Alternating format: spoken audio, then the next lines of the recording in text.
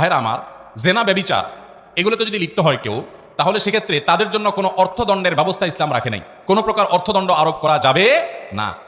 এই জাতীয় অর্থদণ্ড শরিয়া দৃষ্টিকোণ থেকে জায়েজ নাই। বহু গ্রাম্য সালিশে এই কাজ করা হয় যে ছেলে মেয়ে জেনা করছে, ধরা পড়ছে, তাহলে এবার গ্রাম্য সালিশে বিচার হয়, বিচার হয়ে বলে ঠিক আছে তাহলে এবার দুজন 10,000 করে টাকা জমা দিয়ে দেখ, অথবা ছেলেটার কাছ থেকে আর টাকা নেওয়া হয়, নিয়ে ওইটা নিয়ে আপনি পাতিল কিনে রান্না করে মসজিদে মাদ্রাসায় দুমসে খাইলেন, এটা জায়েজ হবে না।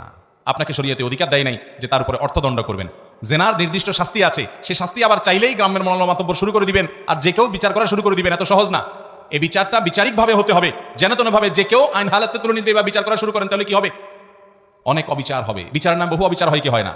একটা ভালো মানুষকে জেনার দোষে দোষী বানাই দিলেন, আর অনেক সময় একজন দোষী মানুষকেও নির্দোষ বানাই দিলেন, কারণ সবার হাতে হাতে যদি বিচারের ছড়ি দেওয়া হয় তখন দেখা যাবে সেটার অপব্যবহার হবে।